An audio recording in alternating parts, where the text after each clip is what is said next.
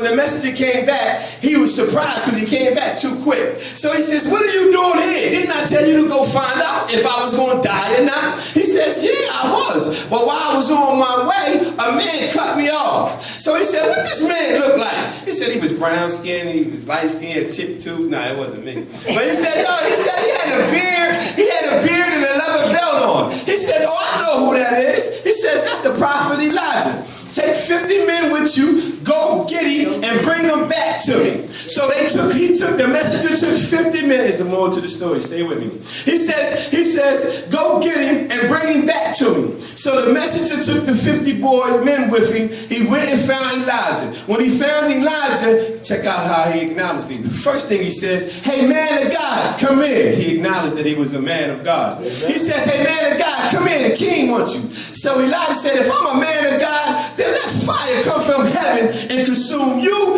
and all your 50 little flunkies that you got with you. 2 Kings chapter 1. Verse 10 says that fire came from heaven and it consumed him and all his people. But on the other part of town, somebody say on another part of town. Other part of town. In Luke chapter 9, it was a similar story. In this story, Jesus was on his way to a Samaritan village. While he was going to the Samaritan village, they didn't want to deal with Jesus. They didn't want to hear nothing he had to say. They didn't want to hear nothing he wanted to do. They didn't want to hear nothing. So the disciples said, Jesus, do you want us to call down fire from heaven? Luke chapter 9, between 51st and 56th verse. He says, do you want us to call down fire on them like Elijah did? And Jesus said, check this out, no. He says, no, because I did not come to destroy them. I came to save them. What he was trying to say was, I did not come for no reason. I came for a purpose. That's right. And just like the Lord I serve, I did not come here for no reason. I came here for a purpose. I came here to step on devils. I came here to step on demons. I came here to break strongholds. I came here to let people know that they can have hope. Yes. Yes. He said, I did not come to destroy them. I came to save them. And when I grew up here, I was from the age of 16 to the age of 38.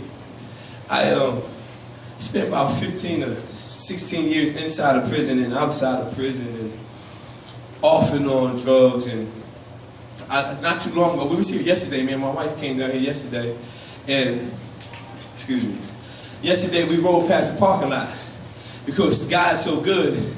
I remember me and my wife, she said, hey, remember we used to sleep in the car in this parking lot? I said, yeah.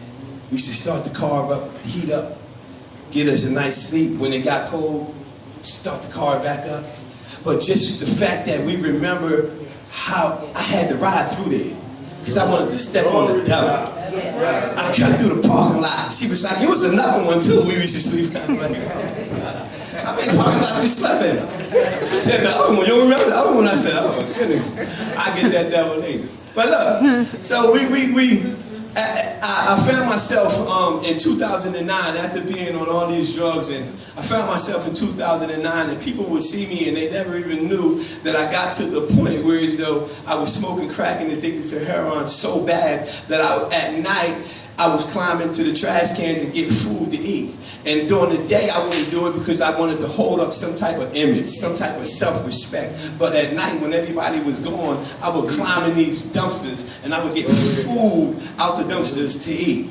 And I found myself in 2009 sitting on the corner in Bristol, New Jersey. I was suicidal and before I got to that corner, let me back up some. I had found myself in the hospital after I had took all the money and stuff out of my wife's pocketbook and did everything I did to her, sold her stuff and all that stuff just to get crack. I remember wanting to kill myself, and I remember waking up in a hospital bed one day, and I woke up in a hospital bed and I felt somebody rubbing my face. So when I woke up and I seen my wife sitting there, she was rubbing my face like, you can make it, but you're going to have to do it God's way. I was so surprised because I thought I would see God before I saw her. I said, this can't be the same woman. Had my head on her lap and she was rubbing my face and I was crying like, what are you doing here?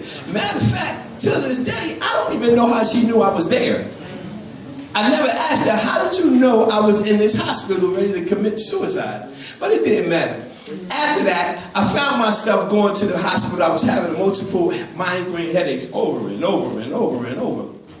I was having these migraine headaches, so I would go to, my wife took me to the hospital, to the doctors, and the doctor said, I'm kind of surprised that you're walking around. And I'm like, what do you mean you're surprised? She said that I'm surprised you're walking around because you destroyed your heart so bad from the years of uses of crack cocaine and heroin that I have to send you to the hospital right now. I can't even let you leave this doctor's office. I have to send you to the hospital right now. But God.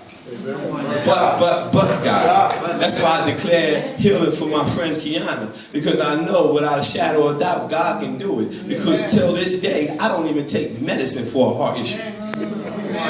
But God. Come on now. So I found myself let me back up. After I found out what the doctor said about my heart, Satan had me think, since you already gonna die, you might as well up the ante. So I started getting high more. I started smoking more crack. I started doing more dope. I started doing it more because Satan had tricked my mind and like, yo, you already, it's no repairing your heart. But I never knew the scripture about being healed. So I didn't know what I was doing, so I did more crack. So I found myself in 2009, August, sitting on a corner in Bristol, and I said, okay, God, I sat there and I was suicidal and I was